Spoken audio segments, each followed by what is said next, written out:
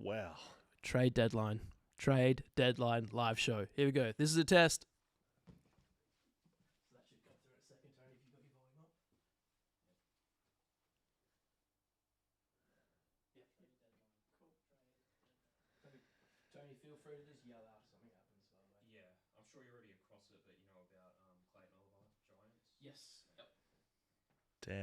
Dan can literally stand up and do whatever he did just then, and I'll just keep talking if it's cooked. I think we should be all good. Don't stress about it be a seamless production. Just literally be like, I don't know what, just yell out and I'll just talk shit.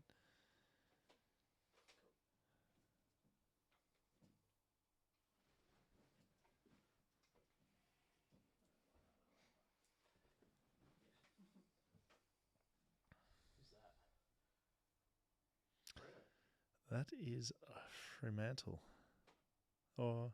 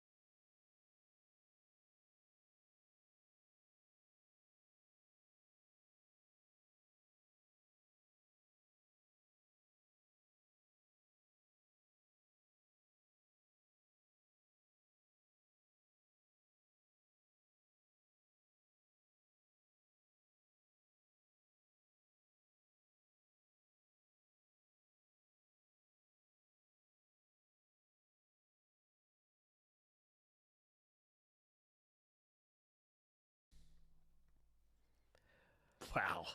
We're back. Oh boy, it's trade deadline day. Welcome to BackChat, one of the biggest and important days of the year.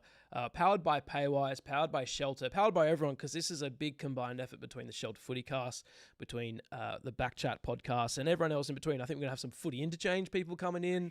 And of course, you're here, Will Schofield. Mate, what an afternoon. Exciting stuff. Plenty's already happened, Dan, and just full disclosure, we do have sort of trade period video playing on AFL.com in front of us, getting some inside action as to what's happening. I want to call them annals for the entire show, the annals of...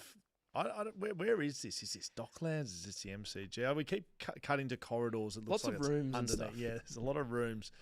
So, should we just go with some big news off the top? Yeah, we're getting flashes between each club rooms at the moment. I want to talk through that in a little bit, but there has been some stuff that's happened just in the last half an hour. Big ones too. Yep. So Christian Petrarca deal sorted, finally done. Gone to the Gold Coast Suns for a couple of three first round picks. You'll find, which that's a big haul for Petrarca. But look, Melbourne obviously wanting to, they've gotten rid of now Clayton Oliver, who went to the GWS Giants. Now they've gotten rid of Petrarca. Yeah, so let's not move off Clayton Oliver just yet. So Petrarca to the Suns for 3 first rounders. That's where I saw just before. I don't have that right in front of me, but that is exactly what he went for. Yep.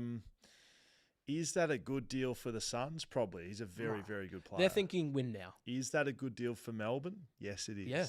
Absolutely it is. Yep. And then they moved their other star midfielder out in Clayton Oliver for a bucket of chips, a future first rounder. Future third rounder. That seems crazy. There must be. Look, I'll just say off the top. I'll talk for myself, and then you might agree with this. Is that I don't understand the ins and outs of contracts and the ramifications of high draft picks and low third rounds and stuff like that. I'm just gonna be guessing a lot of the time. Yeah. So for me, a third rounder for Clayton Oliver seems like you've just gotten rid of him, right, for nothing. But maybe there's some salary cap things to it as well, but I don't understand. I'm just giving you a disclaimer straight off the bat. Yeah. I don't get it. No, fair. Yeah, it's sort of, and like how it all gets done as well. Like we're seeing a lot of footage of player managers being sort of deep and That's a nice room. dark and dirty. So where is that? Because that feels like it's the kitchen. Yeah, that's a nice. That's little Geelong. So Geelong is that Geelong? Is that Andrew Mackie in the background? So yeah, there's some of these rooms are sort of closed and cut. And yeah, so another deal that got done today a little bit earlier on was Jamara Ugle-Hagan. Another one to the Suns, and they gave him just a bit of money. 4th round pick, currently 74. The Bulldogs got for a former first number 1 draft pick. So not what you'd really write home about if you're upgrading your picks or whatever you want to do. Now, can I just quickly jump in? We have had a few comments on YouTube straight off the bat. People saying the audio is quite weak, so I wonder if you could just give them a little bit of a boost there on the little fader for the people listening. Apologies if you couldn't hear us properly, but it's quite loud in my ears, so I just assumed we were speaking very loudly. I'll turn it down a little bit in your ears. Thank you very much. This is from a YouTube comment as well. Scully, do you think West Coast have a plan for their ruck issue? So this ruck issue that's getting thrown around, I don't know if they do have a ruck issue. I reckon Matty Flynn's a good ruckman. And I love him. Yeah, well, I think he got better and better as the season went on. Absolutely he did. And around the ground, he's pretty good. He needs to be more competitive, more consistently in the middle of the ground. So I think Bailey Williams actually offers a bit of that as well. The best game I ever saw him play, I said this on the Footy Interchange today, was against Melbourne. He tagged Max Gawn and just bullied him all day. If you could do that every week, then you've probably got a ruckman, in place there as well. So, yeah, I don't know if they need to be scrambling around. It doesn't feel like they are, because there's 2 players that I think with enough consistency and competitiveness, they could actually play in the ruck. Yes. Okay, let's go through some deals that are potentially going to be done. Trade. If you thought that trade radio was a bit of a farce of just people talking for hours and hours on end, you've now got a podcast where we're watching that happen and we're doing the same thing. Correct. I'm going to throw some names at you that are still waiting to be done, and I want you to sort of tell me what's going to happen. Let's go with the first big one and the obvious one, Zach Merritt. Yeah, this is the one we're watching, and we keep getting very much big live shots of the Essendon rooms and the Hawthorn rooms. So what tells me that this is getting done? So that's what I'll say. I reckon it gets done. Is Hawthorn, they're set up in their rooms. They've got one laptop on the table and they're literally just sitting in there. It was halfway open as well. It wasn't even open. Yeah, I don't know if they're doing a lot in there, but they've clearly got their offer forward and there's probably not much more they can do. The Essendon rooms, however, have some sort of data system set up. They've got 4 full-timers fully set up across the board. There's data cables coming in. Matt Rosa's pacing the room. If they're a firm no, not happening, not trading Zach Merritt, you look like Hawthorn. Yeah. You're like, no, just put whatever you want. We're not trading it. Yeah, exactly. So whatever the deal is that Hawthorn need to get to, I wonder if Essendon have said what that is. Tom Petroro, he's in there. The manager of Zach Merritt, is currently in the Hawthorn rooms, which, again, I now guess the laptop's open. I guess Zach Merritt can't be involved in any of this. So no. Is that Tom Petroro sitting with? I mean, like, wouldn't that be the ultimate power move? Zach Merritt in the room. Yeah, but would Tom Petroro be better served being in Essendon's room and sort of trying to coach them through accepting the offer of Hawthorn? Maybe he's going to be running back and forward. Because this is the biggest deal we're watching, and I think it gets done, to answer your question in a long form way. Great. Okay, straight off the bat, we're going to have some guests rolling in. We do have someone in the waiting room ready to go. And do we? We still people saying the audio is a little bit low on the USB sort of slider. If you just give that a little bump, that might help the people. Otherwise, just if you're at home on your computer, turn the volume up. Yeah, that's a good point. Just go as loud as you possibly can. Welcoming to this ultimate AFL trade deadline live show is Mr. Steve Gravina. Stevie Welcome. G, front runner performance. Hello, boys. How are you? Good. How are you? Very well. Very well. Well, thank you for joining us, mate.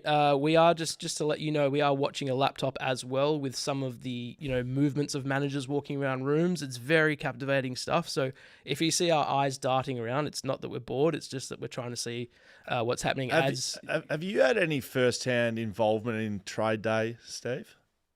I've been involved in doing some last-minute medicals on guys. Yeah. So, right now it's typically a busy time for the rehab team at a footy club once the season's done, particularly, if you went deep in the finals where you've had guys hanging on then having surgery. So usually you're working, and this week you've just either come off the draft combine and come back from Melbourne with a list of 100 kids that you've sort of gone through, and then you might get the phone call where there might be someone in Perth that they've flown over quickly to do a quick bit of reconnaissance on, and so they might get you to do a quick medical screen. If there was anything major, you get the doc and the physio on board quickly.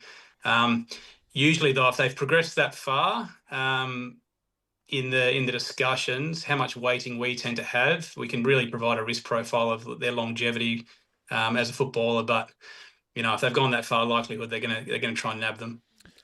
Now, Stevie G, I have a few things to go through with you, and you mentioned the combine. Let's definitely talk about the combine because no one's talking about the combine. There's not even any coverage of it. Correct. But let's first talk about some of these players that have had a little bit of history of injuries and are going to a new team.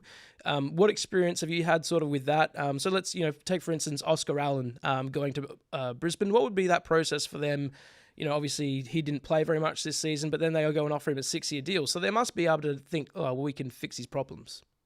Yeah, it's a tricky situation. So they would have done a bit of due diligence prior to committing to him and try and get as much information as they could. And, usually both clubs play ball there if they want that deal done. So the West Coast medical team might have been able to provide a little bit of a handover for that. But then once Oscar gets over there, which he's over there at the moment, I'm sure, the doc, physios and a high performance team would do a once over on him and get a really clear understanding of what he's coming off, where he's at, and what the future holds. So, Oscar, who had a mid-season injury to his Achilles and calf, as well as then going in for surgery for his knee, he's still in a rehab phase. So the team over in Brisbane will have to quickly sort of get up to date on where he's at and start to forward plan. And obviously, with Eric Hipwood going down, Oscar becomes an important player for them next year. So I would imagine they're going to take a pretty conservative approach for him, and there'd be no need to try and rush him back to a high level of training early in this pre-season if he's not ready for it.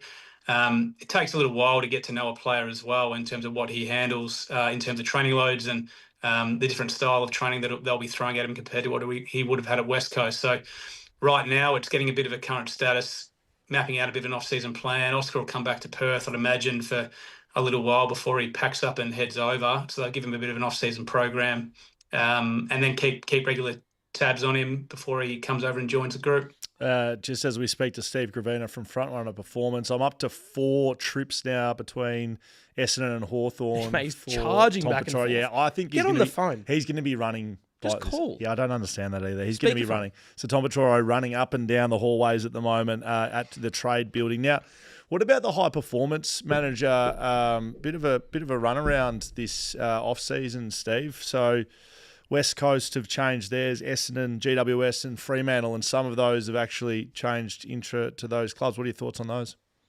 Yeah, there's usually a merry-go-round. It's a little bit unusual for it to be over here in WA. Traditionally, the teams over here have been quite settled and there's been long tenures with their high-performance staff. So for them both to depart at the same time is a little bit, of an unusual one. Obviously, Essendon started the cascade with the first one to pull the trigger and as a result, obviously, Matty Innes from West Coast jumped across at that and headed back for getting back home with the family. And then the trickle continues. GWS had their long-term high-performance manager retire, basically, so there was a vacancy there. West Coast nabbed the Freo high-performance manager. Freo appointed one from internal who'd already been involved with the club for a long time, which was a good recruitment. And GWS have picked up the 2IC from Fremantle. So, the four-way little move has been interesting. Not many new faces, but there's been a bit of a juggle around. I saw, who was it? I'm bad for not knowing the name. Who was it that recently got picked up by a big European soccer club, the high-performance manager? It would have been Burgess, right?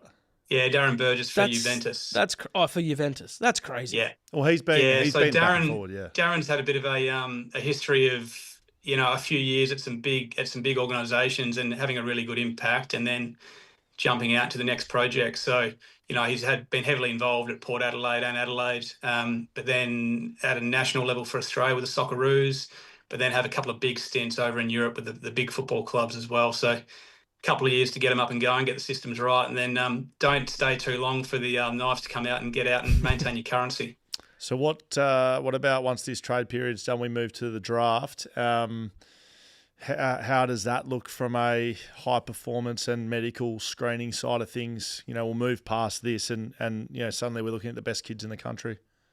Yeah, so it starts early in the year, to be honest. So usually your recruiting team and list management team will touch base with the medical and sports science guys like mid-year, if not earlier, and give them basically a provisional list of players that they're looking at. So, that list can blow out to like 100, 120 of players. And luckily there's a centralised database now across the country if the players are, playing TAC Cup or in the Waffle or the Colts program, where all sort of game day running data's there, all injury history should be submitted there. So you can start to keep tabs on the players early.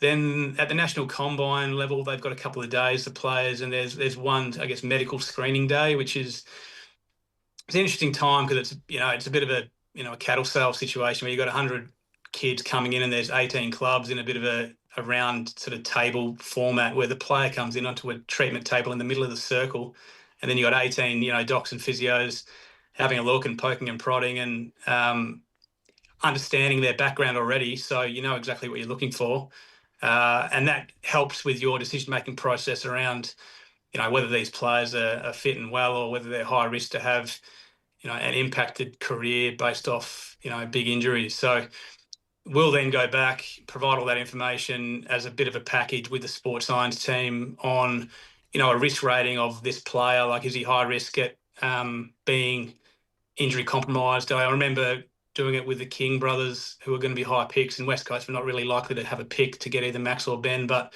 in the event that they traded up and got someone like that, you had to have a really good look because Max had done his ACL that year, Ben's his twin, and so we know that the risk profile of those guys for knee injuries were high, and you have that discussion with the list management team, and then hand that information over, and they make the call in the end.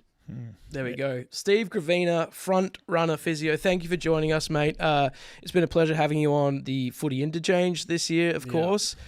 Sco, you've had a lot more involvement in that. He's been a superstar. Steve Gravina had our last show today, question and answer show. Mate, thanks for your time this year, and hopefully you get a little bit of rest over the Christmas period, but I'm sure you won't. Oh, thank you, mate. Hopefully you come down for a pre-season, get your career up and running again. Yeah, that would be good. If I was going to do that, I'd come and see you. Good man. Thank you, Steve. There we go. Not much trade movement happening while that chat was. Ross the boss has entered the move. Yeah, charging around. Was he with Silvani? It looked like it. Yeah, that was Sauce in front of him, I reckon. And not the is it Gubby, the guy next? What's his name? Gubby Allen. Heaps of cash. Yeah, heaps of cash. Yeah. We got heaps of cash. We don't have any for Lecalia, but that was such a butcher job. I'm actually stoked Lecalia is back at GWS. Yeah, he signed a 2-year deal. 2-year deal. I reckon he's like, F you, I'm going big this year. So hopefully that happens for him. We are about to be joined by another Steve, Will. Ooh. Steve Allen. I think he can hear us. Maybe not, but he is in the waiting room on Zoom. I love it. Have we got? Oh, there he is. Wow, suit and tie. Thank you very much. for I'm really getting up and sorry about for for us. overdressing for the occasion. Mate, what does trade deadline look for you? You're obviously on the go. You're in the newsroom at the moment. Any juicy scoops are you working on that you can share? Well, it's a bit of an anti-climax, sorry, Dan, for from a West Aussie perspective. It looks like Wolsey and Matty Clark have finished up early so they can get the early press conferences done and jump on the early kite home because, they've got their players in early and got out of this nonsense. And I suspect probably for West Coast, maybe the Christian Petrarca deal might have scuppered some of their other plans. Yeah, well, it sounds like they needed those first-round picks as Tom Chadwick rolls into trade period. He's the head of media for Sydney, so there you go. Perhaps Charlie Curnow sort of getting closer if he's entering the building. How have you seen the entire trade period, not just West Coast and Freo, Steve, but just as a whole? Is these the biggest names and numbers that we're moving? Yeah, it's really, I guess it's interesting that some players have come into it late. The Charlie Curnow keeping us guessing on whether he was, where his preferred destination was a little bit exciting because sometimes with a lot of this stuff, it's forecast so far in advance. We've been talking about a lot of these guys for the entire year. So nice that there's the odd surprise. I'm really surprised that Jack Steele left it so late to actually do that. I feel for him a bit because he's been at St Kilda for a while, and when things finally start to look exciting, all of a sudden he's off to Melbourne, who've probably left there till that's all done. Yeah, I know. And like he was captain until the exit meeting, and then he wasn't, and then he's gone. Like it feels like a pretty quick turnaround for him. Hopefully onto greener pastures of some description. There's certainly be a fair bit of money in the salary cap with Petrarca and all out the door. Yeah, that's right. Yeah, St Kilda have been bold, but they might have left themselves unpopular with a few, with Jack and Lecalier as well. Now, Steve, we are just watching a live stream of Trade Radio with no volume over here as well. So we've got it up on a laptop, which is a lot of fun. But we have just been witnessing Zach Merritt's manager in the Hawthorn rooms on the phone. And then they swapped to the Essendon rooms, and I don't know who it is. Maybe Scoey, you know someone on the Essendon rooms on the phone as well. It seems a bit animated. We could be close to a deal. How have you seen the Zach Merritt deal sort of unfold over the past week or two? Well, it's been messy, and be thankful you can see any of it. I don't know if you caught it earlier, but I think it was the Essendon camera. They threw a jacket over the camera so we couldn't see what was going on at all. The whole thing seems very messy. I don't know, my gut feel is that you wouldn't want Zach Merritt... you wouldn't want to be Zach Merritt going back into Essendon, and for that matter, you do hear quite often once a player's decided they want to leave that probably it is best to move them on. But yeah, awkward to say the least. Yeah, absolutely. Mate, the thing that I sort of always wonder about, because this is trade period and we've got a lot of picks being floated around, but then we start looking towards the draft and it's highly compromised. I know you're across this probably better than I even am with some of the NGA acquisitions, players that are been in academies and picks getting pushed back and you've got futures getting thrown around. How do you see all that process working? It's really interesting, probably this year more so than ever, from both Freo and West Coast perspective, because it plays a part in how big their lists actually end up. Like all going well, I think, with West Coast, with this assistance package, I think they could end up with 48 players on their list, but they've got to have the players that qualify for being Cat B. So ideally, if you're West Coast, you'd like some of their NGA players just to go undrafted through the national draft so that you can pre-list them as rookies and it becomes much more smoother for them. But of course, there's a couple of those guys who probably we're looking at attracting bids like Tyler Williams rocketing up the charts after the national draft combine, and then Charlie Banfield also likely to attract bids. But it's hard to know how it's going to work out. Of course, I know everyone who'd be tuning in would be aware that most of it is compromised, especially up the top end of the draft. Your early picks get pushed back, but we've seen a lot of trading of late picks, and eventually the pendulum swings and it starts to recover. And some of your late picks, because of all the picks being used to make up the points value, stay with me here, they come in. So at the back end of the draft, your picks can start to look better. I'm not exactly sure what point, but maybe in the 30s. I think I saw, is it one of Frio's later picks, 60 odd could end up being even in the 40s. Right, because teams give up all their picks and they don't use them, and then they're gone. That's right. Yeah, so it does stuff up the top end of the draft, which is and how that looks. At least West Coast are sitting pretty with picks 1 and 2. I do know that best case scenario, they were hoping to turn pick 13 into another top 10 pick, right. Probably via the Suns. That obviously hasn't happened because of Christian Petrarca. They've still got the freedom to change that even through the draft, live on draft day. If not, I also wouldn't be surprised if West Coast moved that into a future pick and out of this draft. But they've got a lot to think about and worry with their bids. Well, you'd have to think that Essendon would be on the cards if they do get this deal done with I've got some news on that Hawthorn. for you. Mitch Cleary posting Hawthorn's final offer, apparently. This is as of a minute ago. Hawthorn's final offer to Essendon for Zach Merritt is pick 10, pick 22, 2026 first-round pick in exchange for Merritt, a 26th third-rounder, and Henry Huswaite. So 3 first-rounders, an exchange of a future third, and a player for Zach Merritt, basically. You taking that deal, Steve? That's an interesting one. I'm just surprised that Hawthorn haven't gone even further with the future picks to really get this done. I would have thought this is their big tilt at flag. Maybe that gets it done. I think they probably could have gone even more generous to Essendon. Well, hearing that, Essendon's been absolutely stone cold on this, saying we're not trading him, which I just see straight through given the setup they've got here. If they weren't trading him, they wouldn't be set up like they are. But that is an interesting... Can I give you a bit more news? Yes. Jai Simpkin will be staying at North Melbourne. Right. Locked in, apparently. Brady Rawlings from the North Melbourne Kangaroos ruled that out, saying he'll be here next year. All right, very good. Hey, Steve, thanks for joining us, mate. Thanks for putting the suit on just for us. I'm sure you're not wearing that for any other reason other than being on here. And you're a man in the know, as always. It's my great pleasure. Thanks for having me. Thank you, mate. Steve Allen there from Channel 10. Does Scuba Steve on Twitter. Great work over here in Western Australia. Let's see what happens with that Hawthorn final offer. Surely it gets done. I'm just going to have a quick look here on the AFL website as they're sort of announcing more things that have happened There's even more people in the Essendon room. So there's now 7 people in there. Matty Rosa doesn't know where to look, isn't speaking, is just probably sweating. Would this be one of the biggest deals he's had to handle in his time at Essendon? Yeah, certainly. And there were sort of, I guess, rumours that there wasn't a full handover between him and Dodoro, who was the former list manager, till...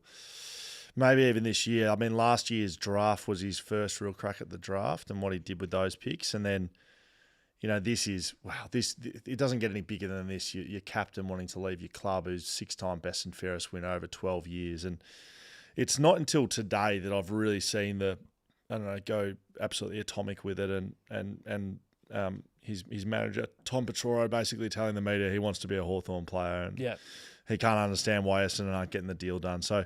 yeah, he said, what did he say? In my 30 years of doing this, I've never seen a deal. Well, the deal, good. That was 2 first-rounders and a future. So it's now 3 first-rounders and a player with an exchange of a crappy pick. Deal. Yeah, I think the deal gets done here. You just so, take it. Essendon's stance has been trying to probably... draw out a better deal from Hawthorn, given they know that Zach wants to go there, that he's a contracted captain. I just need to say, this is exactly what West Coast should have done last year with Tom Barris and Hawthorn.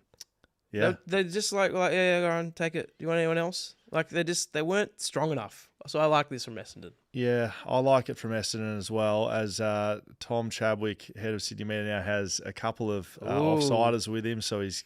what do you think this is related to? Got a bit. Well, it has to be Charlie Curnow. Absolutely. So Charlie Curno's the other one. Now there's media members in the hallway working around. So Charlie Curnow to Sydney.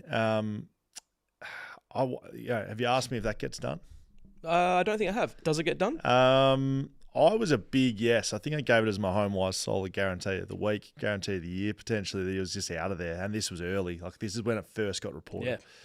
Halfway through the year or whenever it was, later in the year. And I thought that the waves of Gold Coast, of Sydney and or of Geelong would get him there. Geelong, I don't know, that was absolutely poked out of it straight away, really, that wasn't going to get done, the first 3 rounders at Geelong. And so that sort of got moved back because of how good Geelong is, I suppose. And then Sydney put through a deal that I think we saw, which was a couple of first rounders, a couple of players. It felt like selling the entire thing. Which is weird because Sydney aren't a key forward away from winning a premiership. No, and so that was an interesting one to watch. Pav. Pav, do you reckon, is Pav having any interest with this? Well, not interest, but Well, this has been interesting watching Pav's relationship with this, and feel free, by the way, to put questions in the YouTube as we go. People are asking him if he's going to be a guest this evening. Yeah, so I mean that would have been good. We've got a seat here for him. Hammer is still in the UK. I'm not sure exactly where Mark he Reddings is. Skeeter is in Bali making jewellery, I believe. The last I saw of him, he was... Oh, my gosh. He was being filmed making jewellery. So he was filmed turning the metal with like a big metal machine, and he could barely get it around. He then was banging on it with some sort of hammer, and then he was blasting it with some sort of furnace. So I'm not sure exactly what jewellery he is making in Bali, but that's exactly where he is. Unsure what. I don't know the name of this man on the phone. He's on the phone to Hawthorn, absolutely. Yeah. I wonder what that Essendon have... He's like, come on, mate. We've got 30 minutes. Let's just get the deal done. You've never seen more people in a room. Like Hawthorn have 2 people in there with half a laptop. Look at the setups in there. Because what other... are Essendon doing any other deals? Surely this is the only thing they're working on. What do you need everyone's input for? I saw a post today on a Western Bulldogs forum on Facebook. Don't ask me why I'm on a Western Bulldogs fan page, but I'm just a part of a lot of different fan pages on Facebook. The post was, does anyone know where Bont's wedding is? Because I'm in LA. Is he getting married in America? Getting married in LA at the moment. How do you feel about fans trying to find the location of a player's wedding? Wasn't the imagine just rocking up to that and being like, hey, I'll go for the Bulldogs. In his scarf. Yeah, it's a really interesting one because I think that was the link to West Coast. I think his partner might have used to live here, or that's right. And he was doing laps at Lathlane, something like that. Yeah. I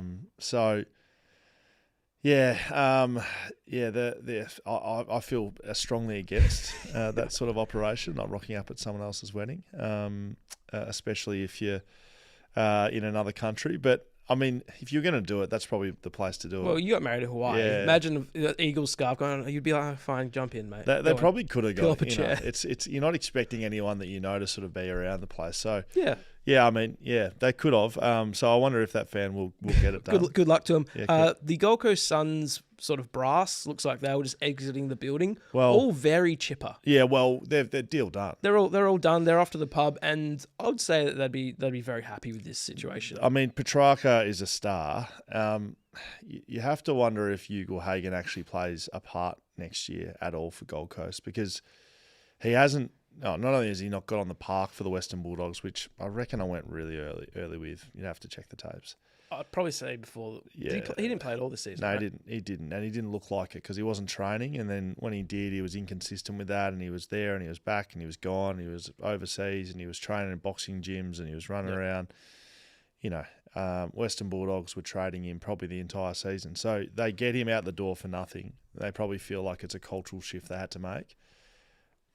If I'll just put a hypothetical, wonder if he plays for Gold Coast. If he does play for Gold Coast, right, and he goes back to 2 years ago, Jamara, you know, where he's like potentially one of the best key forwards. What does it look like now for Gold Coast? Oh, amazing! With Petrarca and Hugo Hagen in there. Yeah, and King, and then Hugo Hagen, and well, their midfield's already good with Noah Anderson and Matt Rowell. I mean, they got a Brownlow medalist, Matt Rowell. Brownlow medalist. In Noah Anderson. No. Brownlow medalist in Christian Petrarca. Hey, look, I misspoke that. Who did I say one? Clayton Oliver. Clayton. I'm still trying to figure out who that was. I swear I saw him butcher a speech. I thought it was him. It was probably someone else. Maybe he did. I don't know who I'm thinking of. I don't know who I'm thinking of, but certainly not Clayton Oliver. But he is a good player. You can't deny that. So, yeah, GWS. GWS, on the other hand, like I think adding him to the mix is going to be an interesting one. Tom Green is their number one mid with Finn Callahan. Yep. How Clayton Oliver sort of fits into that mix and how he goes with that. Like I think it's a good acquisition given he was free. Great. He's a better player than a third-round pick. The baggage that comes with him, though, off-field baggage that has been widely reported, whether or not he can, improve as a person and shift his, asset list, I suppose, from that regard. Well, that would be sort of a question in waiting, but I think it's a good movement by GWS. There you go. We have another guest. Wow. On the show. Okay. I'm not even going to say who it is. It's going to be a little surprise for you on the screen. Welcome. Can't wait. Here we go. Eliza. Eliza Riley. How are you? How you going, Eliza? Are you surprised to see me? I'm one of the only females on your books, mate. No, that's correct. But you went to Europe for like 3 weeks in the middle of the year. I thought you might still be there. Yeah, no, going to America next month. So I just space him out every 6 months, going on a big trip. Yeah. Hey, how have you been following this trade period? Has it been interesting to you, or is it just sort of noise? Tell me from your perspective. I think footy nuffies love trade period, but footy journalists absolutely hate it because every time a single minute thing happens, we have to follow on it, we have to chase it up, we have to try and confirm it. So it's all for the public, I think, trade period, all for the clubs trying to improve. But footy journalists, we hate it. But I will say it has been a fairly exciting trade period, I think, with so many big names moving clubs and some drama along the way as well with the whole Zach Merritt situation. Yeah, we're actually just seeing inside the Hawthorn rooms. So Jared Roughhead is there and Tom Petoro is very animated in there. So I don't know if the deal's been done here because Essendon, half the people just stood up. Yep. And I saw a media person with a camera taking lots of shots. Yeah, so I think that one gets done. I'm not sure what you think, Eliza, how that sort of played out, but a number of captains on the move as well with Merritt. I mean, Oscar Allen and Jack Steele, I put him in that basket as well. He was just traded an hour or so ago. Yeah, it has been pretty significant in terms of those leaders, looking for greener pastures. And, it generally isn't the captains that are putting their hands up to find new clubs. But I think it's been a few situations where it has been win-win for, someone like Jack Steele, who you said was traded an hour ago. St Kilda have been trying to sort of push him out of their midfield for a few years now. And there was obviously that incident earlier in the year where he was made sub for a game and, everyone was sort of questioning where his future lay at the Saints, and he wanted to stay there. He wanted to see things out, obviously, with the amount of talent they've got coming through the doors this trade period. But I think for both parties, he goes straight into that Melbourne midfield and replaces Petrarca and Oliver. So he's going to be a leader in there. And obviously with the Oscar Allen one, that just has been an ongoing saga the whole year, really. But I think West Coast obviously got pick 2 out of it, which is exactly what they need, rebuilding, need that top-end talent. But for Oscar, it was a pretty sad situation to watch from afar, knowing that he loves the football club. He's been a really passionate player and has had his injury troubles, but West Coast just couldn't offer him a long-term deal, having been burnt by a few in the past. Judd McVie at Freo, do you like that acquisition, given that you're across all things West Coast and Freo? Yeah, I think it's a low-cost sort of addition who can walk straight into that half-back line and be that sort of ball user who can change angles. Like we know Jordan Clark's a real run and carry, meters gain player and takes the game on, whereas they need someone to sort of complement him who can hit the 45 kicks and change lanes and, really sort of revolutionise their ball movement from back half. So I think he definitely ticks that box, and Fremantle have obviously slid down the draft order a little bit as well, from sort of pick 12 to pick 20-ish at the moment. And I think someone who's right in the frame there is Jacob Farrer, who's a WA product, tipped to be the first WA player to go in this year's draft, and has drawn sort of comparisons to Grant Birchall. So I think Fremantle have really zoned in on that half-back line this off-season and have made moves around that to make sure that they're well set for the next few years. Eliza, I've got a little bit of news for you in terms of the drama that's happening here at Marvel Stadium, which is where all of this happens. Spicy. Apparently, a considerable number of Sydney and Carlton staffers have been cleared out of the Kerno room. So there's a Kerno room, which we're learning. Only Sydney and Carlton crucial list figures remained behind closed doors as negotiations reach a frantic level. Okay. There we go. So, have you ever been firsthand covering this on the floor here, Eliza? No, I haven't. I would love to be there. It looks pretty interesting, but I don't think I'd be let into these rooms. I think the cameras are doing the job for us and the body language reading experts that come around every sort of October, but it does look pretty exciting. I'd love to be there for the sort of aftermath when all the list managers are rolling through and you can grill them on why they did certain things. Hey, question without notice, AFLW season getting very close to finals. Who have you got there as the favourites and our Western Australian teams? Give us a bit of an update. Yeah, I think North Melbourne are by far and away the best team in it this year. No one's got close to them. They've now won 21 straight, stretching back to the start of last year. And I think they're going to romp it in unless anyone puts together a significant sort of last month of the season. They're just so classy, so skillful. They've got the best list in the competition. So I think it's really North Melbourne's to lose, and every other team in it is fighting for the right to play North Melbourne and probably lose to them in the grand final at this stage. But from a West Coast point of view, they're sitting in 8th spot at the moment, have 3 games left to try and make finals for the very first time in their club history, which would be a massive achievement, but 3 very tough games against Geelong on Friday night. Sydney have found form of late, and then finally seeing out the season with Carlton on a Friday night. So it could very well come down to that game. I think they can beat the Cats this Friday night, but it feels like whoever wins that game between West Coast and Sydney will pinch that final spot in the 8.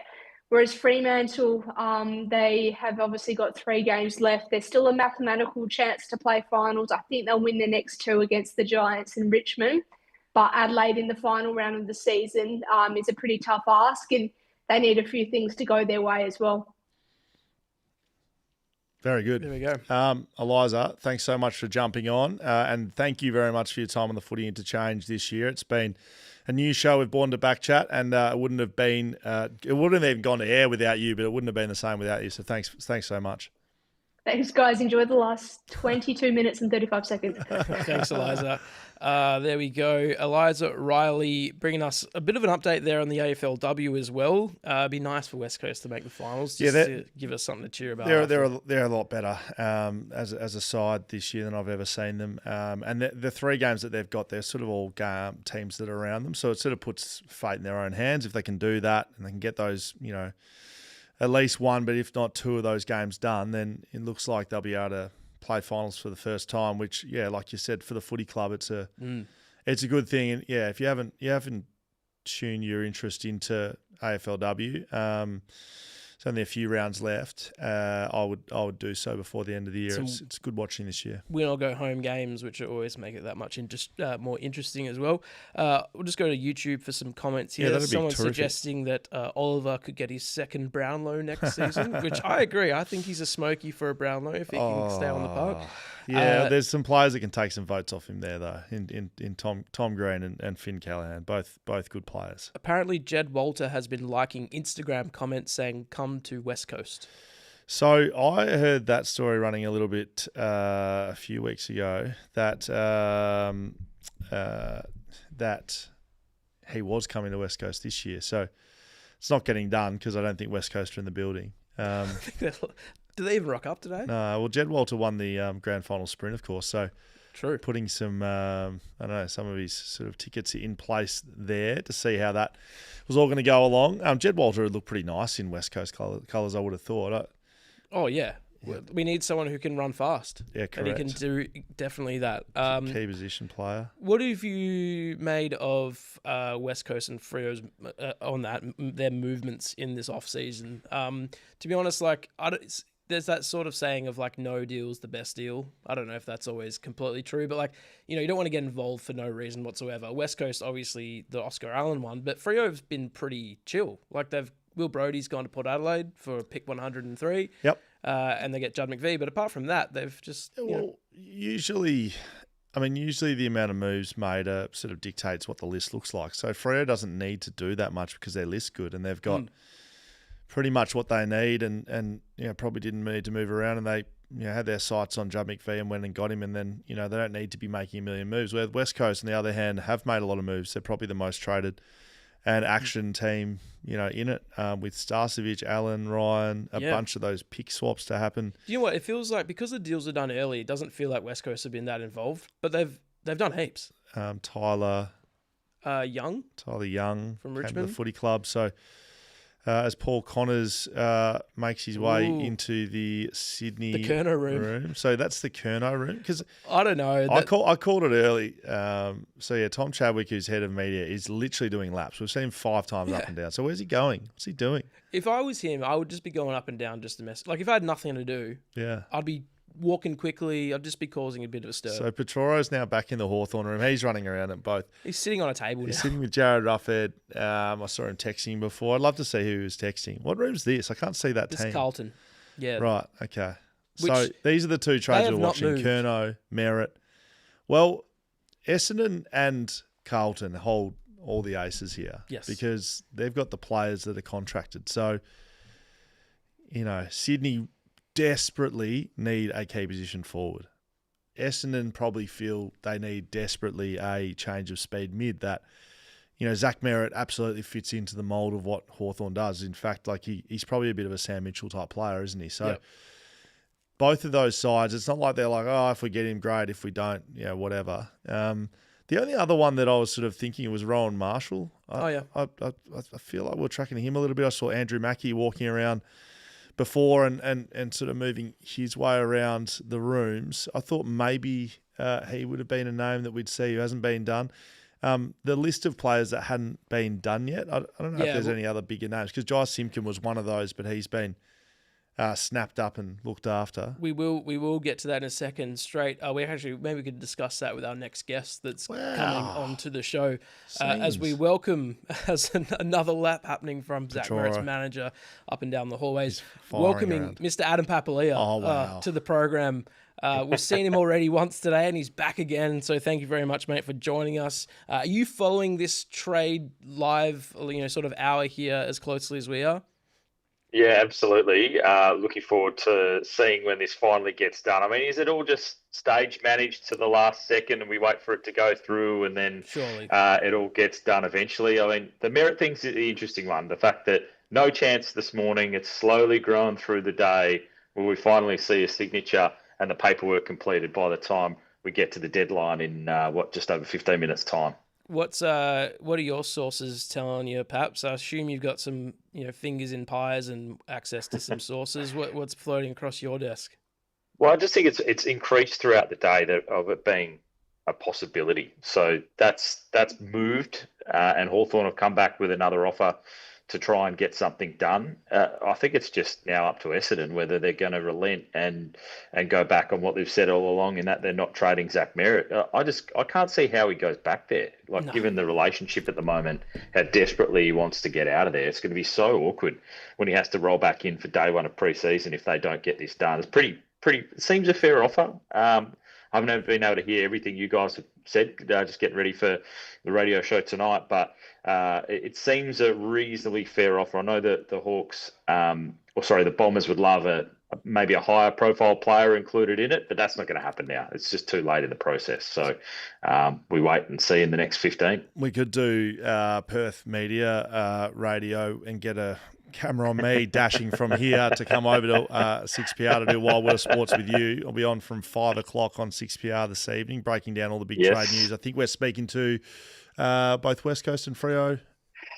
Yes, we are. We'll have Matty Clark, the Eagles list manager, straight off the top of the show, and then straight into David Walls, who's the Fremantle list manager. So just be able to get a bit of a recap for both of the local clubs as to how they feel like they've went through this trade period. Particularly interested in chatting to West Coast around the Brandon Starcevic stuff, how that dealing went, and whether they actually had any interest or a crack at someone like a Jack Steele or a Rowan Marshall on the way through to try to get them into the club.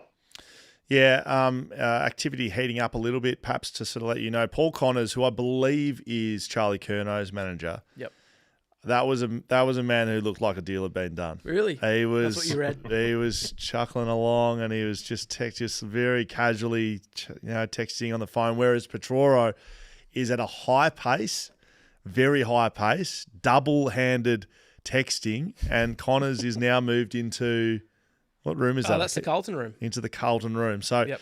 Yeah, so these two deals, look, it might be managed perhaps, but I reckon that if it is managed, they do a pretty good job because everyone's looking relatively stressed, I think, like especially at Essendon. And that's not a group of players and people sitting around doing not much, mate. Any other things we're covering tonight on the show, Wild Water Sports?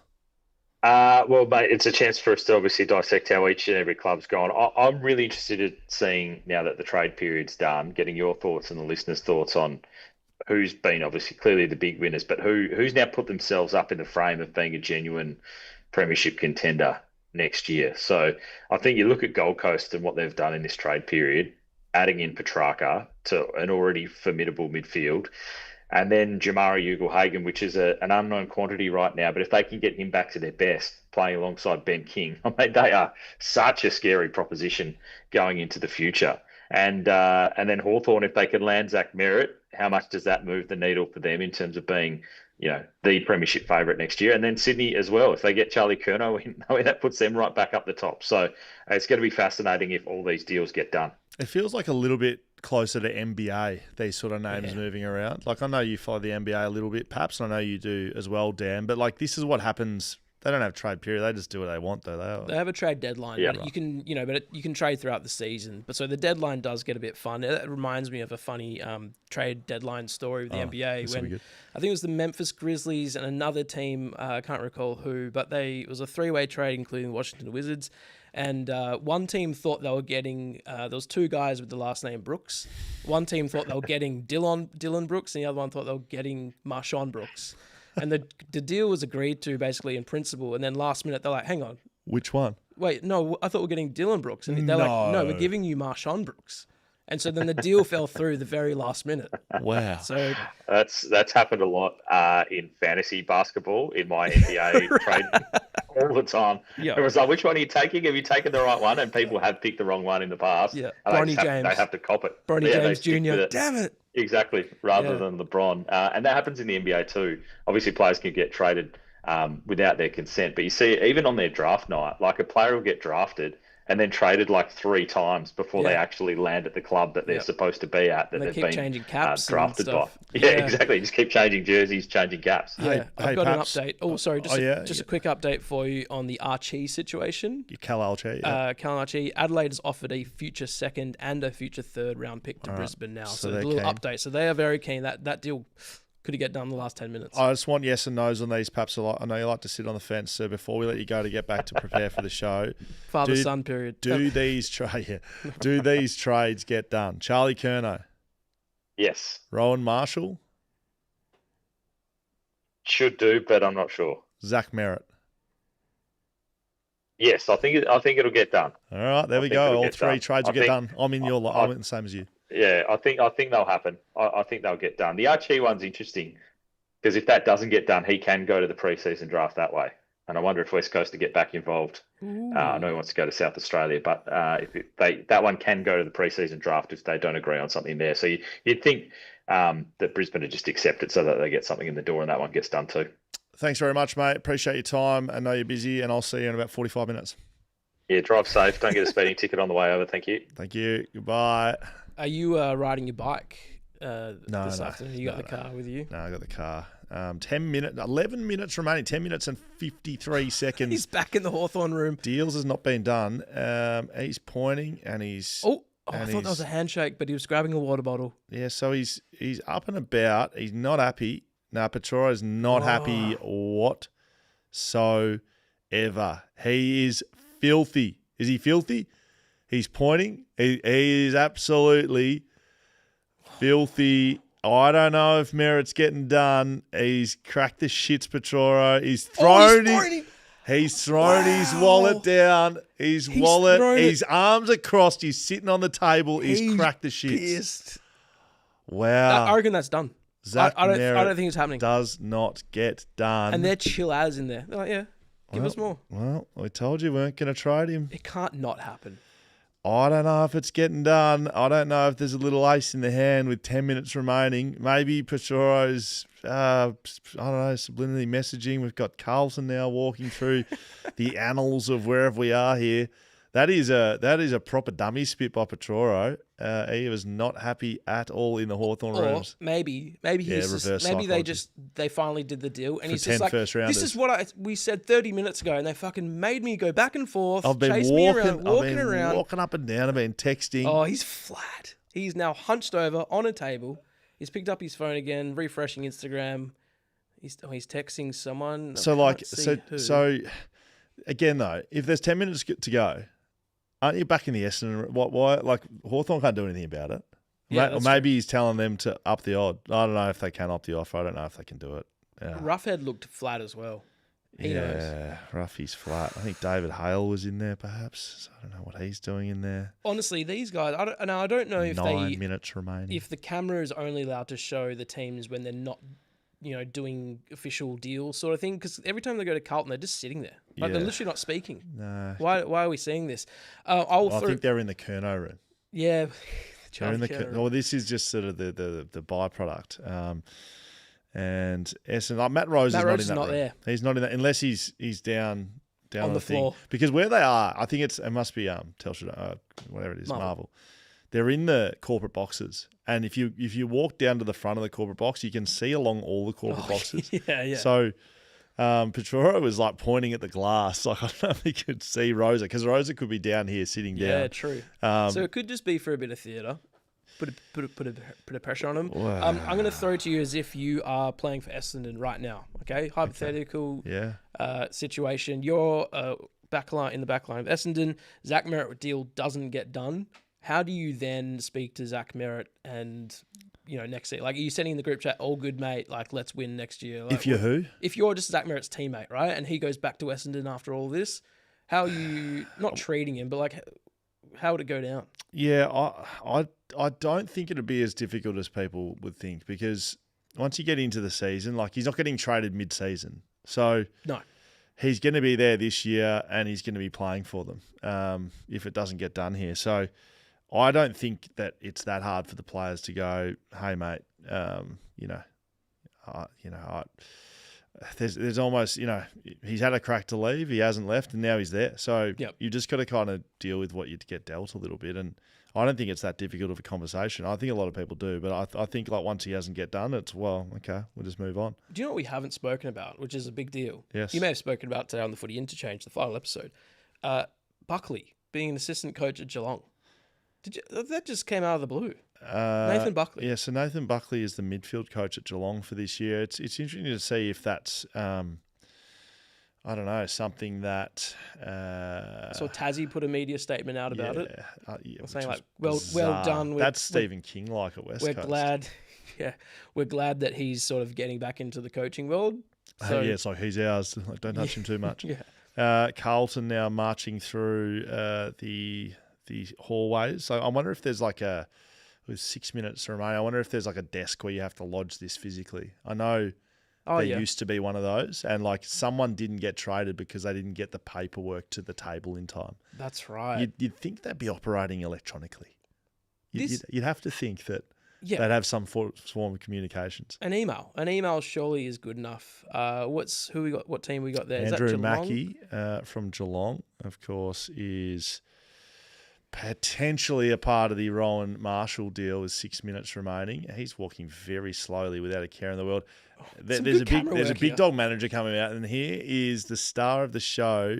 Is this Tom Chadwick again? No, this is Leon Cameron and a few others involved in Sydney discussions. So Sydney and Carlton, a lot of movement. It feels like this trade's been done, Daniel. I know. Because they're not sitting around like Hawthorn and Essendon. I actually can't believe that Essendon aren't going to trade Zach Merritt. I think it's going to be a legacy piece either way for Matt Rosa. If he's walked away from 3 first rounders, and it works out for them and they're happy, great. If it doesn't and your team is still very poor next True. year. It's not going to be ideal. So, yeah, Zach Merritt looking like he's not going to get to the Hawks. He's packing up. Gosh, he's Petroro's- putting stuff in his backpack. Roughhead's like, it's all good, mate. We tried. Who's There's on, 5 minutes left of the deadline. I was just who's having on YouTube comments with us? there's quite a few, and appreciate everyone jumping on for the live here. People asking if Merritt's form would drop next year. If you think this would have anything to do with if he's not playing well. Yeah, well, it's going to be an interesting watch because, I mean, he's the one that's basically set all this in motion, and he's the one sort of been publicly pushing it, I guess. If you think about the words that came out of his mouth, though, I mean, it's Tom Petroro's job to get him over the line. If you think about what Zach Merritt said, although it was like a hostage situation at the best and fairest, he did say that there's a lot to play out, and he said all the right things there, and it also allowed him to come back into the footy club as well, but not ideal at all. Broken Legends on YouTube says Essendon are so dumb. They're trying to earn a priority pick with these moves. So 4 minutes remaining. There's Sydney people in the Carlton rooms. This is the first time we've seen two teams in the same room together. So is that the well? See, this is what I thought would happen more often. I mean, I think this is the overflow of shaking hands. Charlie Curnow room. Sydney and Carlton are shaking hands. Yep, that deal is done. Absolutely. Leon Cameron's high-fiving people in there. That is done deal. Charlie Curnow to Sydney. That is done, ladies and gentlemen. It's happened with 3.5 minutes remaining on the clock. Some Rowan Marshall news for you. Geelong's offered pick 19 in a future second rounder. Oh, I wonder if that gets done late. That could get done very late. We did see them charging out the officers. Hawthorn now. Some Hawthorn polos were walking through the hallways there. It's the first time that we've actually seen the team, the people from the teams moving up and down the hallways. It's done, mate. Maybe they're walking to go lodge it. Again, it has to be an email. I think paperwork lodged is a tweet I've seen. Oh, there's Hawthorn people barging past. Yeah, Leon get out of my Cameron. way. I wonder what's happening there. If you can see anyone running, I guess that gets done. But I think Zach Merritt's. I've done that move before. That guy that's sitting against a wall on the floor with your laptop. I've got to get something done last minute. I reckon that's happening. Now we have the Sydney people in the Geelong rooms. So they're just going back and forth from the rooms. They might go out and have a beer together. Or, just checking in. That's been the nicest room, I reckon, the Geelong one. Of course, they get the nice stuff. They got the big screen there on the TV. Yeah, correct. Trade alert. Trade alert. Charlie Curnow's head. Let's see what this deal is, because I haven't seen it pop up on social media just yet, but it is confirmed. I've got a... there we go. Xander Maguire's tweeted. He's done. Charlie Curnow is a Sydney Swan. No details though. Give us some of the ins and outs, please, of the picks. I assume it must be that big final offer that they made with the first rounders. If we saw Petroro just running down the thing with, he's on the phone. He's on the phone. He's in an empty room. Zachy, sorry mate. Look, I tried my best. What else is he saying? Essendon. I've got no reception in here. He goes, hang on a minute. Oh, Zach is pissed. He's just hung up on me. That's what he's just said. Petroro is not happy. He is looking into the wilderness. He's filthy. He is filthy. Well, such a different mood over there. You got to think that they put the plan together. Did Merritt's camp to get out of there. They tried to force a wedge in between the club. They tried to force their way out because they're contracted and he's the captain. And so he's put it into play, thought he could get it done, and it's his job to get it done in a way. Yeah. Now, it's the clubs to be able to talk to each other and speak like that, but in the end, Tom Petroro is the man that it's going to hang on. He can't tell Hawthorn to give another pick. No, all he can do is provide both sides and hope that they can agree on something, but he can't go and throw anything else in there. With 50 seconds left, the Zach Merritt deal, it must be dead. Yeah, I think it's dead, mate. Wow. I think it's dead. That's a big deal. A little bit like this stream, pretty soon, I reckon. Mate, if we could put together an hour of content with a few hundred people watching us watch a train. Yeah, I like it. I don't reckon Rowan Marshall's getting done either. So, that doesn't look like it's been done from what I can see. I don't know if you... No, I'm just refreshing some. Yep, nope, still nothing. Petoro's hands are back. 13 seconds left. I think we no call it. movement. I think we call that deal is officially dead. It would be last minute stuff. Callum Toomey has tweeted no deal Yeah. for Zach Merritt. Yeah, It's yeah. official. Yeah. Oh, wow. That's a big deal. I mean, Essendon said there was no deal, and that is exactly what happened. I haven't seen the deal yet for Charlie Curnow, by the way. If you look back and look at the Essendon room, the entire time they were just sitting there. Yeah. They will probably say, well, we're not trading him. Stop. Wow. I thought it was getting done. Doesn't get done. Huge news. Well, there you go. That is the absolute wrap of the trade period. There'll be damage control at Hawthorn as well as the Merit Management Group. And Essendon, one more bit for you before we finish. Essendon keep their captain. Buku Kamas is staying at the Western Bulldogs. Carlton miss out. They were going hard for him. I like Buku. I I like him as a Buku. player.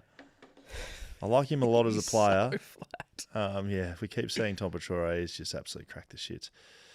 That is Rowan. It's Rowan O'Brien at Essendon. So Rowan O'Brien was West Coast list manager for a long time. Right. He's now behind a laptop at Essendon. I did not know that. There we go. All right. Well, thank you very much for everyone joining the stream. If you're a Shelter FootyCast listener, it's been a ride for the season. I've jumped on for the last couple of episodes. Yeah, thanks, mate. That's a wrap for the Shelter FootyCast. Yeah. We're going to have a break over summer and get back into it. Mark Reddings will return from Bali with a big tan, I'm sure, and lots of experiences to chat about. We'll be back bigger and better than ever in season 2026.